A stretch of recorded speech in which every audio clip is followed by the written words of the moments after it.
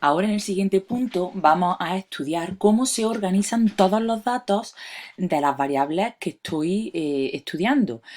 Hoy nos vamos a centrar en las cualitativas y en las cuantitativas discretas. ¿Cómo se organizan?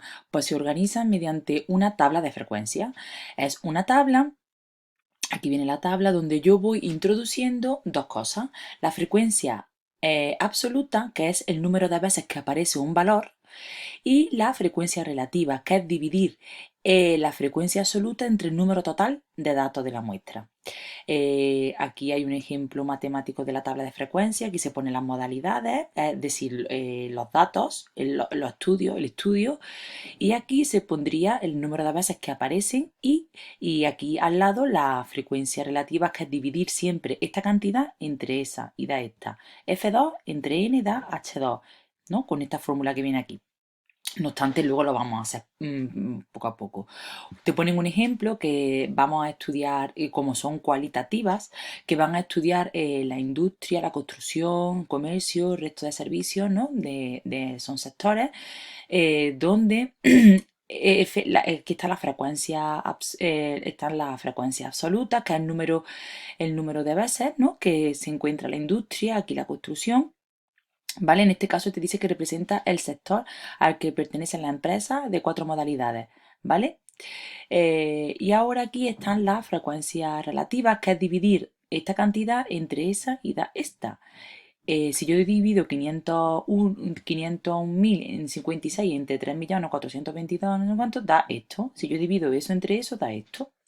Y así se hace la tabla de frecuencia con una condición, que si yo sumo la frecuencia absoluta, aquí me tiene que dar la cantidad total de datos, es decir, la muestra, y si yo sumo la frecuencia relativa, la HI me tiene que dar total un 1.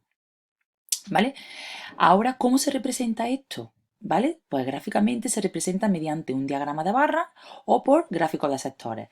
En el diagrama de barras vamos colocando, aquí se colocan lo que son las variables de estudio. Por ejemplo, en el ejemplo de antes se pondría la industria, la construcción, el comercio y el resto de servicios. Y aquí se pueden poner tanto las frecuencias absolutas como las relativas. En este caso son las frecuencias absolutas. Pone que es por 10.000, pero yo creo, por 1000, yo creo que esto sería por 10.000, porque aquí la industria, de industria hay 245.000, ¿no? Entonces me voy más o menos donde esté el 245.000 y lo hago.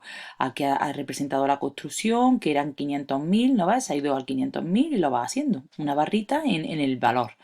Y ahora aquí el diagrama de sectores, que aquí en el diagrama de sectores se utilizan las frecuencias relativas. Lo que pasa es que se tienen que multiplicar por 100.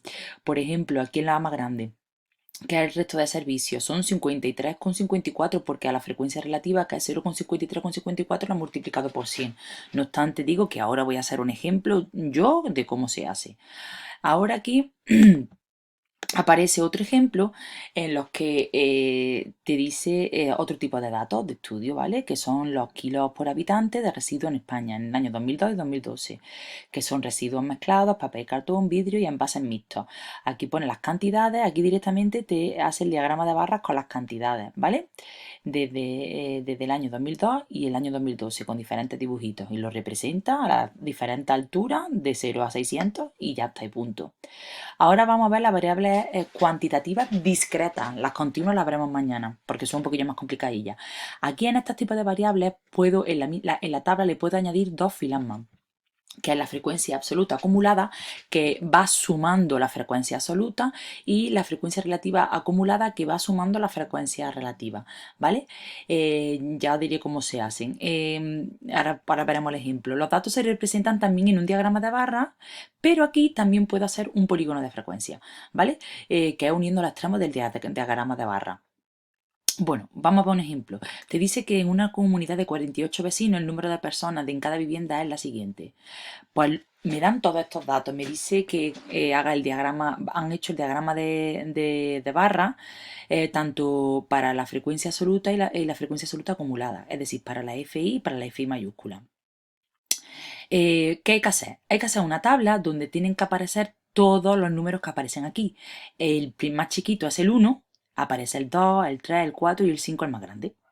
¿Qué son las FI, la frecuencia absoluta? Pues el número de veces que aparece el 1, iríamos contando. ¿El 1 cuánto aparece? 1, 2, 3, iríamos contándolo. El 1 aparece 7 veces, el 2, 11, el 3, 13, ¿no?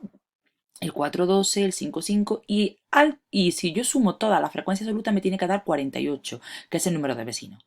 ¿Cómo se calcula la HI? Dividiendo 7 entre 48 me da este de aquí. 11 entre 48 me da este de aquí. 3 entre 48 me da este de aquí. Y así sucesivamente. Tiene que sumar 1. ¿Cómo se calcula la frecuencia absoluta acumulada? Pues la primera es 7. La segunda es sumar estas dos. 7 más 11, 18. La tercera es sumar desde aquí hasta aquí. 7 más 11 más 13 es 31. La cuarta, que es 43, es la suma desde 12 para atrás. 7, 11, 13, 12. La 48 es la suma de todas ellas. Tened en cuenta que este número tiene que coincidir con este. Y lo mismo se hace con la frecuencia relativa absoluta. El primer valor coincide con este. El segundo es la suma de los dos primeros valores. El tercero es la suma de los tres primeros valores.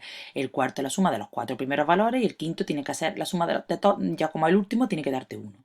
Y ahora yo voy a hacer estos dos ejercicios en otro vídeo para que lo hagamos todos paso a paso y poco a poco y nos enteremos bien, ¿vale?